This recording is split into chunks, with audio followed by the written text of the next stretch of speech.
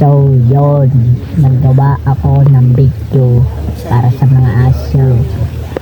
Kaso hindi ko siya inedit ng papunta doon. Ang ginagawa ko diyan ay aking binabalik. Kasi nga baka naman sabihin nila ay gagawa-gawa lang, gagayon-gayon. Ano nga ga? Kaya ginawa ko na lang, pinabalik at di-reverse ko na lang yung video ko para wala na silang masabi na iba. So yun, kitang-kita nyo naman yung mga tota. Yun, kinuha ko, diba? Yan.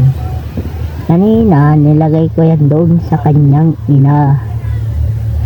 Silip-silip pa yung bata, oh. Tingnan mo. Nakikitingin din. Hindi naman alam. Tapos yung binalik ko, diba? Binalik ko. Yan, kulay itim yan. Ang asong iyan ay kulay itim. Ibinalik ko doon sa kanyang nilagyan. Yan, diba? Oh. Tama naman. Oh. Yan. Tapos yan, kulay brown. Tingnan namin. Babae o lalaki. Tapos, inalik ko doon sa may paahan. Kinuha ko yan. Hindi ko alam anong kulay daw niyan. Oh, tingnan mo. Anong kulay nan?